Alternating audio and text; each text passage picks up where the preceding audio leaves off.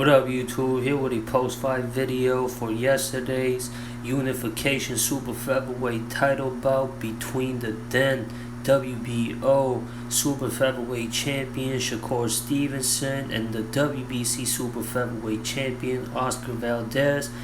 A unification title showdown between two unbeaten champions who are clearly, in my opinion, the best at 130. So this is the best matchup that you could make at 130 pounds, and it went down last night in Las Vegas on ESPN. If y'all haven't watched the fight yet, I highly suggest that y'all go and watch this fight. It was a entertaining bout. I'm gonna tell y'all the results before I go in to give y'all a summary of how this fight went and give y'all my post-fight opinions. Shakur Stevenson was able to pick up a convincing unanimous decision win to become the now new unified WBO, WBC, and Ring Magazine Super Featherweight Champion. I personally had a score 117 to 110 in favor of Shakur Stevenson. I gave Oscar Valdez 3 rounds. I gave him round 3, round 7, and round 10. In round 6, Shakur Stevenson scored a knockdown where he caught Oscar Valdez trying to close the gap coming in, and he caught him with a check lead hook, and then that caught Oscar Valdez off guard, where he didn't see that check hook coming, and then Valdez was rocked, didn't have his footing, the ropes held him up, and Shakur Stevenson, being the fast fighter he is, he took advantage of that and landed another shot which put Oscar Valdez down. He was able to answer the count. However, he was arguing with the referee, trying to tell him that, that was more of a shove and, a collision with the southpaw fighter and a conventional stance fighter. But clearly, if y'all see the replay of the knockdown, a punch landed clearly, and that calls for a knockdown. There was a punch that got him off balance, and the ropes held him up, and Shakur Stevenson took advantage of the fact that he was rocked and landed another punch, which the ropes didn't hold him up and put him down. But then in the 7th round, I thought Valdez did a good job at catching his composure, and he had his little moments in the fight.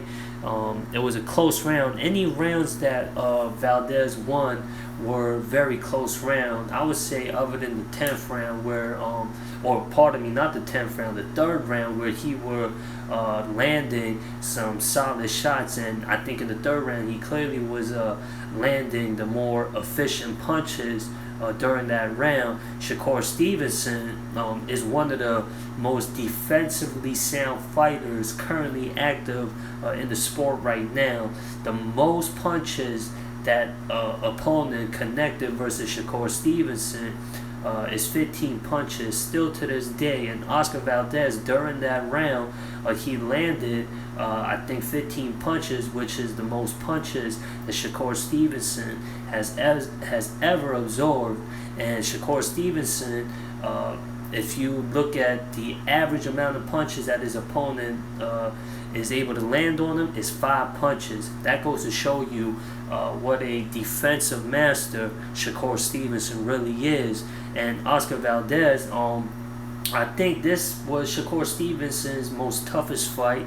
Valdez, any opportunity he had at closing the gap between him and Shakur, he was able to do that. He was aggressive. He brought the fight to him. It was a outclassing for sure, but Oscar Valdez made it rough and tough for him throughout this fight between him and Shakur. And he had his moments as well. And to even make it, I don't want to, you know what? Hey, it is what it is. Oscar Valdez, man, to make it rough and tough for an opponent like Shakur Stevenson, that job alone right there is hard to do. Shakur Stevenson's a fighter who's got brilliant ring IQ, and he's very good at controlling the distance. And when his opponents get on the inside range, Shakur has brilliant tactics for his inside fighting game as well, being able to put himself in better positioning by having great awareness, by catching his opponents coming in, and he's also a good counter puncher as well, and his footwork is impeccable as well. And it's gonna, if y'all watch his fights, his prior fights before this Valdez fight, you gonna see what I'm talking about, and he was able to do that. But Valdez, I think, he did, out of all the opponents that Shakur has fought, he did the best at, closing the gap, landing some solid shots versus Shakur Stevenson in his performance last night. But Shakur Stevenson, like I said, outclassed him, outpointed him by landing the cleaner punches, maneuvering around the ring, controlling the distance, and his punch accuracy, his great accuracy also was shown in this fight as well. And like he improves to 18-0. I was predicting a stoppage win for Shakur in this fight. He wasn't able to score a TKO or a stoppage win like he did versus Jamel Herring. Valdez, instead of looking like how he looked versus Canseco, he fought more aggressively, which I think is a right approach to versus a guy that fights like Shakur Stevenson.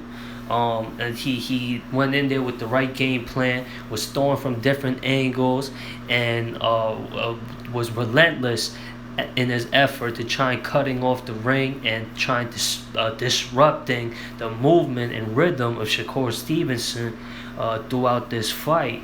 But I think Shakur's technical abilities were able to carry him to the win in this fight, and there were difference in level when it came to boxing skills as it was shown in this fight. But a much gained effort from Oscar Valdez. I still think he's at number 2 or number 3 at 130.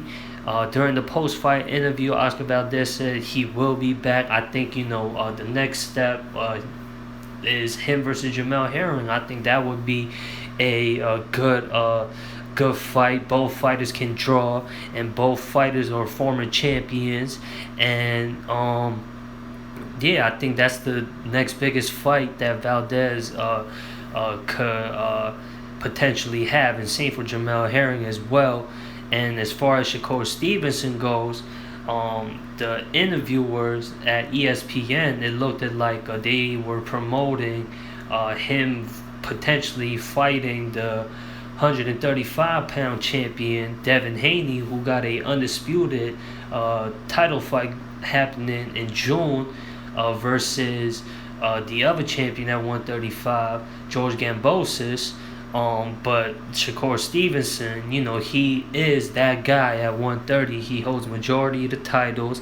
The other champions, I think Gutierrez and Igawa, they all have L's on their record. They fight more locally. I think Gutierrez was showcased on PBC before. But these guys I don't think are on Shakur's level, let alone on Oscar Valdez's level.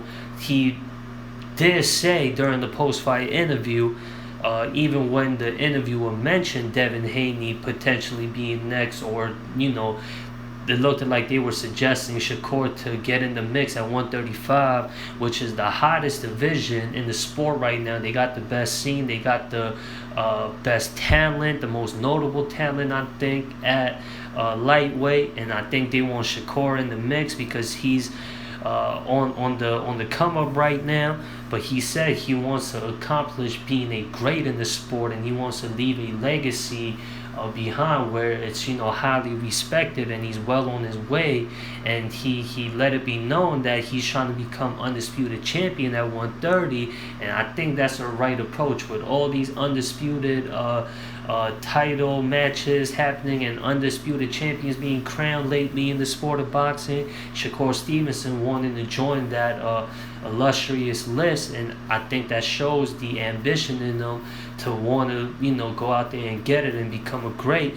And I think he got the right approach, and he's taking it a step at a time. If he were able to defeat Oscar Valdez, who is right there, I think at second place or third place at 130, him being able to capture the other titles at 130 should be a easier quest now that he has got Oscar Valdez on his list now. And before he moves up to 135, I think that's the right approach. I think it gets him more ready to step up in weight and in competition. Not that his last two fights, Herring and Valdez, are tough fights without a question. And for him to before he moves up to 135, him getting other two title fights to become undisputed just gets him more experience and ready to move up in weight to take on guys like George Gambosis or Devin Haney or even Tank Davis and Ryan Garcia and names like that. I think Shakur, with the ability that he has, fares well at anywhere between 130 to, I say, maybe 140 might be stretching it. I gotta see how he does at 135, but with the abilities that he has, I think he fits right in there at the top mix at 135 for sure. Anyways, Shakur Stevenson was able to breeze through his toughest challenge to date, and now, like I said, he's the new unified, undefeated super featherweight champion. My hat's off to both of these warriors. It was a great fight. Y'all let me know what y'all opinions is in the comments. That does it for this video. Subscribe, share, like, all that good stuff. Y'all already know. Stay safe, stay healthy, and I'm out, y'all. Peace.